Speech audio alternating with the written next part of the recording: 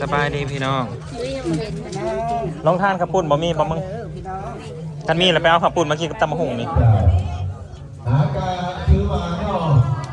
เราเอามาผมจะลงการจะบ่เข้าไปกันได้เลยเนาะพอดีคือว่าเขาได้มาให้โอ้ในหัวพี่น้องเขาผมเคยยังมีพี่น้องเนาะก็จะได้ใช้พี่น้องเองการมีมาเห็นกันไม่เห็นครับพี่น้องเราต่อยอดคนแรกก็ให้สบายดีพี่น้องเก็บเงินหน่อยเงินใหญ่ไว้เด้อที่น้อยว่าโอ้ยผมมีเงินใหญ่มาหลายเนาะผมมีเงินน้อยด้วยว่าการเก็บไว้พี่น้องเราเนาะใส่ประจุใจทุกภาคส่วนเลยเนาะนับกันนอกเงินการที่ว่าเพนับนอกเพคนเพคนส่วนนับกัน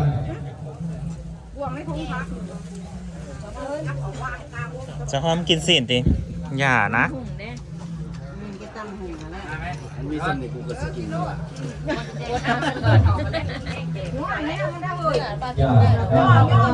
มึงไปรอหาในไปแสกพวกเส้นพวกยัง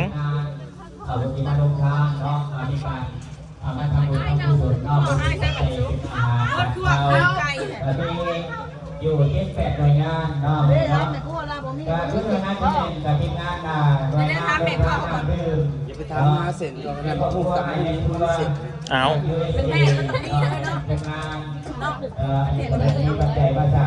คือผมมีลงทานกับปุ่นวะใครซุยได้ยังสาฮะลงทานลูกสิ้นมาแล้วบ่เฮ้ยแม่นแต่ยังมาทันแจกวะก็ได้ว่าแจกแล้วไปเอาลูกชิ้นเมื่อกี้ก็ตำมะฮุ่งนี่แจกก็ละซ้อนจะเสียเอาอะไรระบายผมมีกระปุ่นบ้างกระปุ่น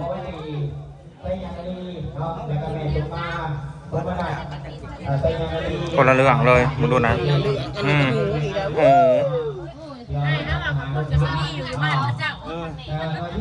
โทรหาเลยนะโทรหาเขาเจ้าขับปุ่นแล้วมากินนี่ถ้าเขาจะวิ่งพูดกันอย่างนี้คุณเพิ่มนี้แหละมีเอาเขาแล้วเบิร์ดมากเขาจะไปเอาขับปุ่นเลยป่ะเอาคือบ่เอาจากการรายงานที่4ก็ได้มาจากทางโรงทานมีโรงทานจากโรงทานหนักหวานนอกจากเกียร์บอลได้ยังเบิ้งแอนสลานี่เขากินขาวบ่มีเบิร์ดบ้านเขาจะไปเอาเมตาขึ้นรถแปลแป๊บเดียวอยู่อันนี้กระดงไซหมดเลยอยู่โน่นหันเด้อยู่โน่นนั่นแหละใครจะไปเอาเด่นอยู่โน่นเอามายังไงทีมงานลงทานพากันหิวโทรให้เรามาส่ง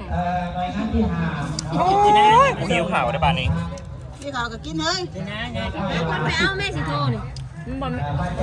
ขี่รถจักรมาเด้รถจักรมวยนะแม่ตาเจ้าเสียใครไปเอาเจ้าถูกจักรไปใส่หมูไปเอาไปเอามวยเด้ขี่รถจักรมา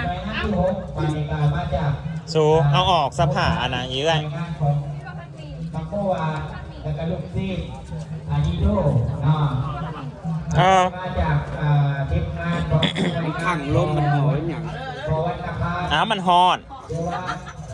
แล้วก็เป็นอัมพวัตอีเมย์จะกินแบบว่าแต่ทุ่งมาเด้อบางทีมันก็ไปขอเขาพระเจ้าใช่ปีเซเลอร์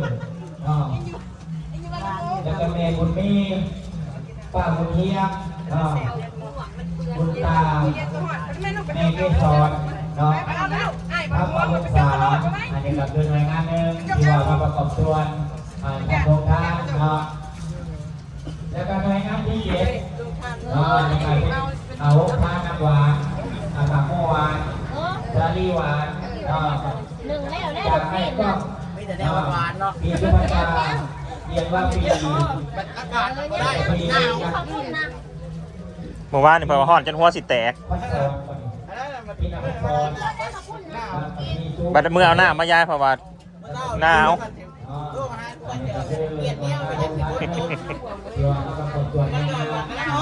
อันนี้ลงทาน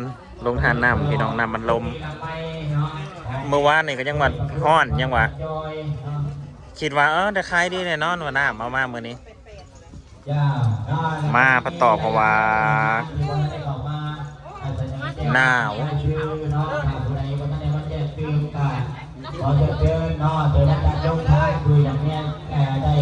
แซ่บประสัน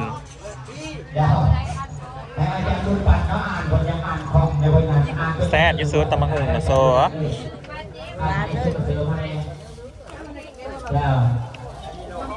เอ็งระบอกยาหอยเศษนี่หอย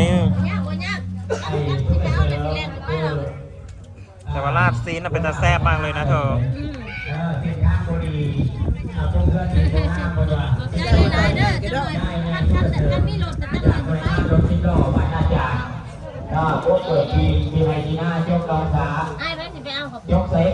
ขอบคุณยูสาย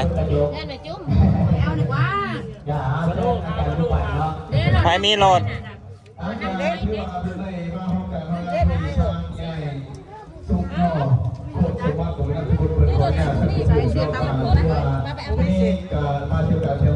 กูซอลาบซีนและน้ำลายกูแตกอ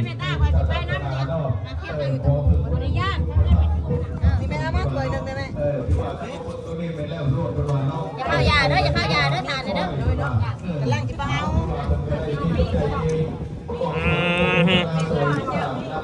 โน่กินมึงดูนางกิน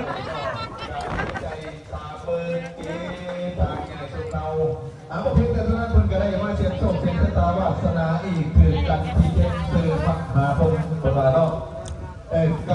นกันนี่กล่าวถึงบุตรโกเต่าเดินทางถึงต่อผมมีใครกินดอกน้ำพามเขาไหวขนาดนั้นพามเขาไหวเจ้าเก่าจ่าเนาะมาลาเบาลายขบวนมันเก่าเนาะร่วงรอบก็พื้นที่เจ้าให้เสือตนพื้นที่เจ้าไปจากสันเลยด้วยพระเอากระเอาเงินความทรงเจ้ายอมมาถูกอย่างเดินผักยังนอนนั่นอ๋อตอนกินแล้วมันฮอดฤาษีบอก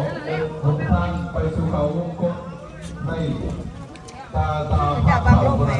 ตาพาเท่าคืนดีชกสื่อ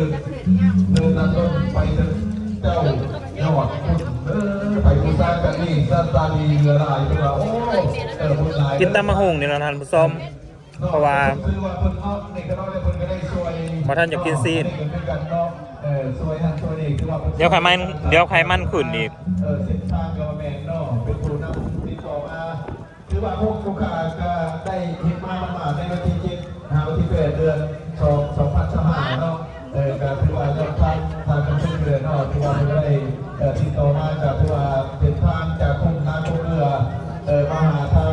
นาบงนี่กับมีระยะทาง2 กิโลเมตรก็มีบุญพา130 โลบ่อยากกินซีนกับกินน้ำมาดอกได้ทำกุ้งทำกินจอนมันบ่อย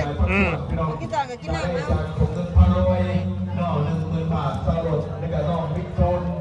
นอกหรือว่าใช้รัฐการค่าสลดในการทำเนี่ยพวกเกตก็10 รถของอะไรดีกาหรือว่าผมไม่ใจพี่น้องเฮาหรือว่าทางเอาไปมาสะดวกนอกจากย้อนเปิดนี่เลยนอกยาวเอาจะทำการถือว่าพี่น้องเฮามาทำการโรงงานแล้วการบอกมีซื้อมีเสียงการไอแม่หิวมาทางไหนแม่ใส่สวยมาซะตามใส่พี่น้องเฮามาสดน้ำกันเนาะต่อยอดสดน้ำกันเด้อพี่น้องเฮาคนว่านอกจากเที่ยวทางเมืองเหินนานมันชิดคำคนว่านอกว่าจะ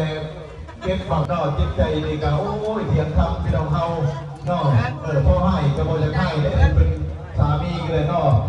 เมื่อเห็นเมียนี่นอกนางโบจะก็เข้ามานี่ก็โอ้ยคือพอทุกนี่กับโบจะให้ได้เป็นว่ายอดว่าได้ทำบุญทำกุศลมื้อนี้ได้เอ็มบุญเป็นกุศลเนาะคือว่ามื้อนี้พี่น้องเฮานอกจากที่ว่าได้มาอีบุญอีกุศลเนาะนี่การฝากชื่อผมเสียไว้บนสุขุสุขุนพี่น้องเฮาเนาะการขอบคุณใจพี่น้องเฮาสิบถ้วยน้อยใหญ่เนาะพร้อมด้วยพระสงฆ์สามเณรอำนาจการปกครองครูบาอาจารย์ถือว่าได้มาร่วมเป็นเจ้าภาพเจ้าศรัทธาในงานบุญนำทางพี่น้องเฮาชาวบ้านนาคำไผ่เนาะถือว่าก็คือสีสว่างถือว่าข้อมูลดีรวมแล้วชาวฮ่องกงก็เคยมีมาในประวัติศาสตร์พี่น้องเฮาถือว่าเพิ่นเห็นได้เนาะย้อนความสามัคคีเนาะอันนี้เป็นมาความสามัคคีเป็นบ่เกิดแห่งความสำเร็จผล คิดว่าได้บ่ได้พี่น้องเฮาก็คนเศร้าพวกกองคือว่าเขตเฮานี่บ่เคยมีเนาะอันนี้ถือว่า